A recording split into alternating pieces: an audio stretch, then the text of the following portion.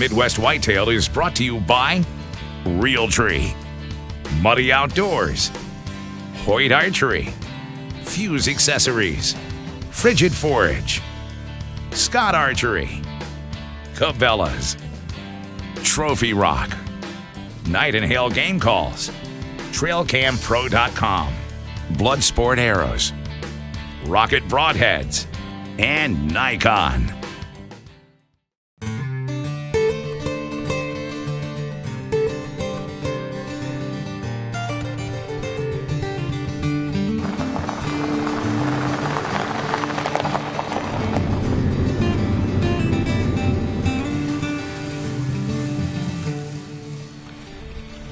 Welcome to Midwest Whitetail.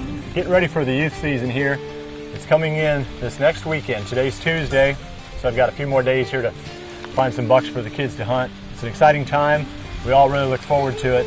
And I'm going to put one over bait back here on this ridge. And it's not a spot that we're going to hunt anytime soon. That youth season is 3 weekends long, I believe. I'll have to check the regs to make sure on that. So we got plenty of time to gain some information now that we can use later.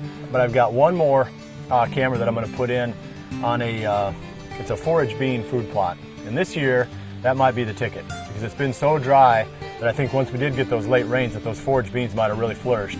So that's the plan. We're going to be walking through this whole process here with getting ready for the youth season, and we'll show you what happens.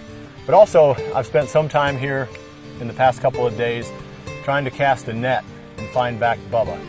And I know he's a popular buck on the Midwest Whitetail series, and I'm looking forward to trying to see if we can locate that deer this year.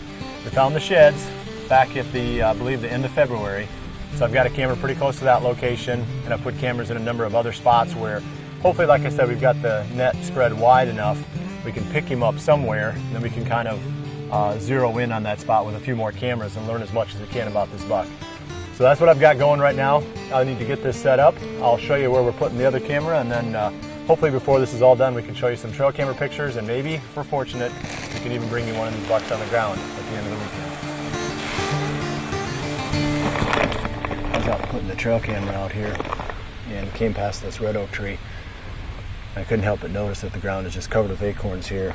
And they've been eating them too, because there's a lot of caps here without any acorns. I looked up in the tree and there's still a fair number of acorns up in the tree. You might want to keep an eye on that. It's 11th of September right now, and they've definitely been hitting the ground for a while here. So if the deer that you were looking at this summer disappeared, pretty good chance you can find them back again if you can find a tree like this, an oak tree that's dropping a lot of acorns.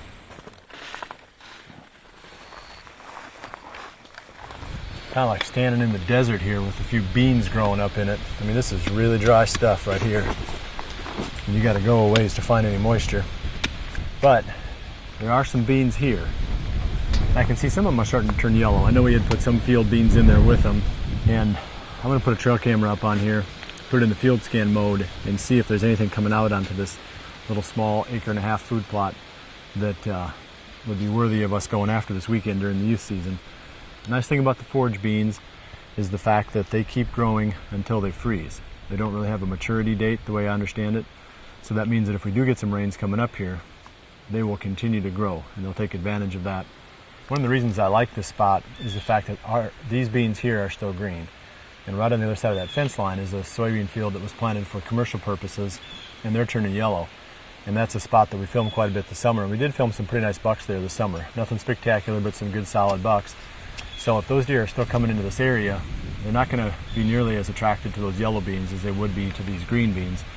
So that's kind of what I was thinking would be the motivation for the deer really making the shift onto this plot. We know there's a couple bucks here that the kids would be happy to shoot. We just got to find out if they're coming out onto this little small food plot right here.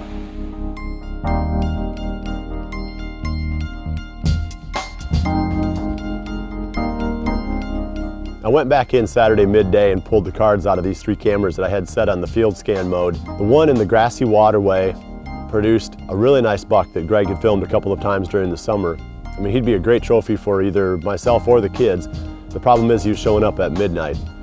There was a couple other bucks in the group, nothing that really jumped out as a mature deer, so I kind of scratched that one off the list thinking that, with the buck showing up at midnight, I just figured he's nocturnal now. So I moved on to the next card, and I went to the one below the house down here on some forage beans. There was one buck on there that we'd filmed during the summer as well, and the field where that deer was feeding during the summer, the beans had turned brown now, so he'd kind of shifted over onto these forage beans. We had one borderline daytime picture of him.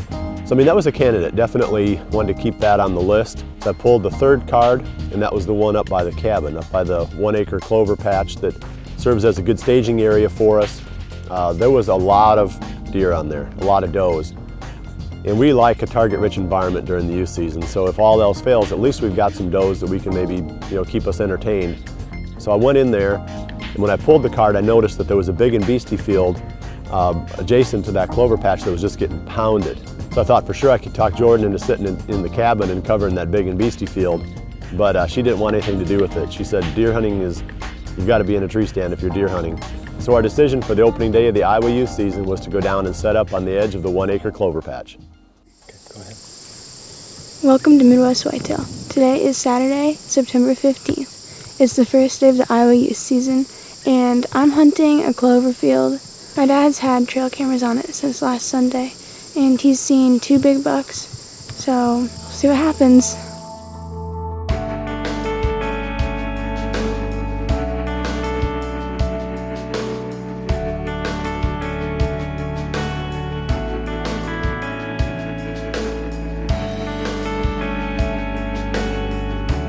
As expected, there were a pile of does that came out Saturday evening. Jordan was hoping to shoot a buck on the first day, so she held off on these does.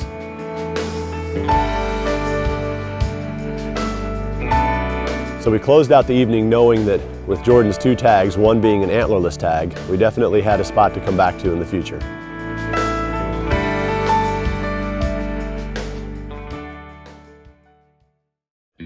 The Missouri season opened this past weekend as well, so we're going to jump down to northern Missouri and see how the guys are doing down there.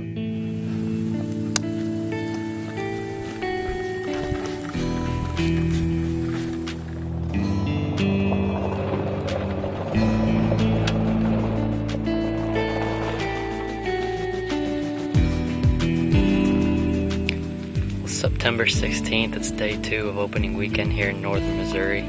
The weather's pretty similar to last night, but we saw good deer movement.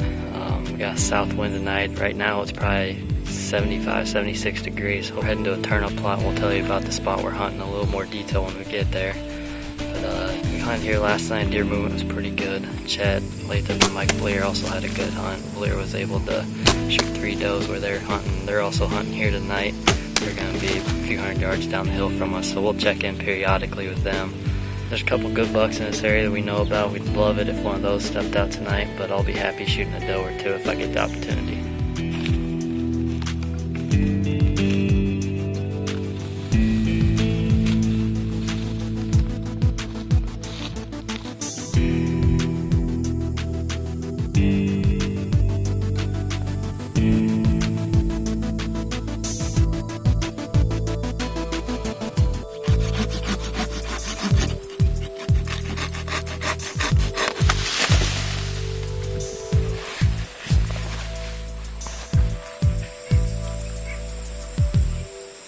It's about 4:20 and we're finally all settled in.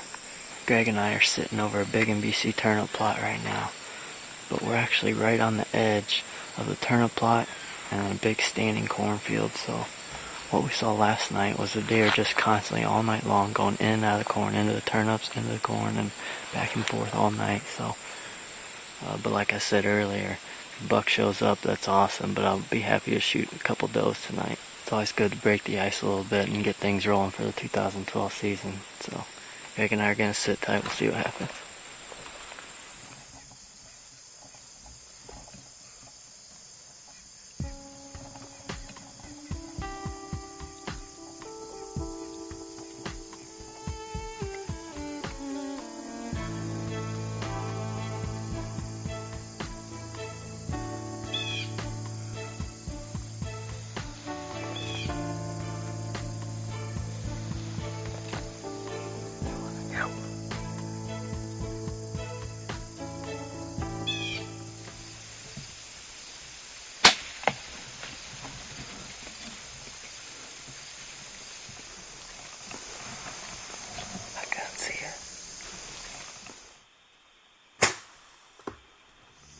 We finally had our first action of the evening. Had pretty much did what we wanted them to do.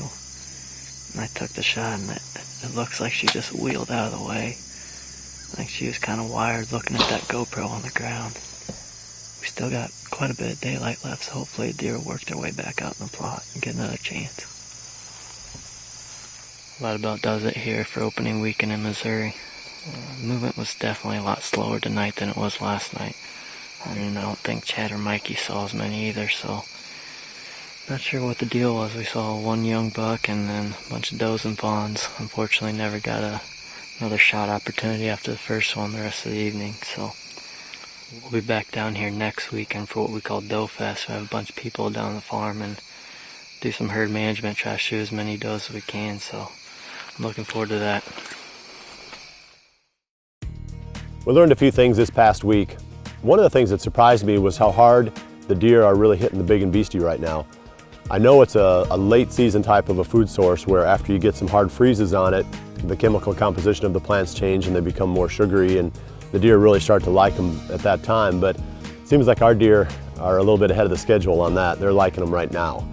So that's one thing to keep in mind. If you do have the brassicas planted and you got them in early enough, it's definitely something that we've seen here in Iowa, and the guys in northern Missouri are seeing that too. We also are seeing the transition off the soybeans. These beans have finally turned brown enough now that the deer aren't going to them like they were during the summer. So if you were seeing a summer pattern with deer really pounding a soybean patch and the leaves start turning brown on you, that's going to completely change. The deer don't like to eat the brown leaves, and they won't really come back into beans again until the pod starts to dry down and the bean starts to dry down. About the same time the farmers get their combines out to combine the beans is about when the deer really start moving back into the beans again. Next week we should have a lot of action for you. We've still got a number of groups hunting in northern Missouri on the main show pro staff. I'm going to have the kids still out in the field on the youth hunting, and we've got a couple of groups up in Wisconsin right now that are hunting. So we should have plenty of updates, and hopefully we can bring you a couple of buck kills. At the very least, we're going to bring you some doe hunting action. Also, Greg Clemens was out in North Dakota this past week, so we're going to show you the results of that hunt, and then we're going to roll out of the show. Well, I appreciate you joining us this week. We'll see you right back here again next week for the next episode of Midwest Whitetail, and remember to always dream big.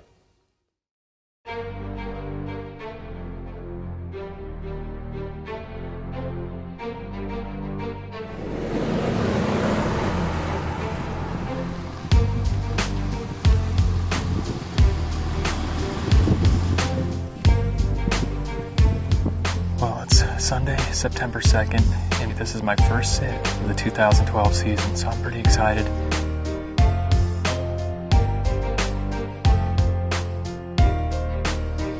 Well, it's Monday, September 3rd, and we're in the stand for our second hunt here in North Dakota.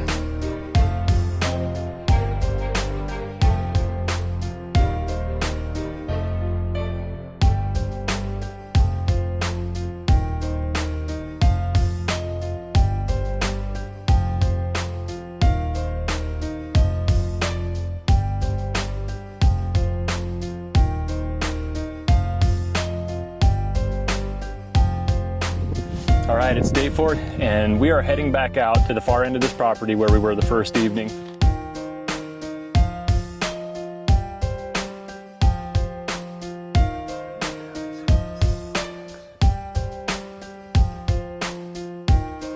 As we look ahead to tomorrow, our last day, gonna have to come up with a game plan to try to sit out in that bean field, try to get close and make something happen.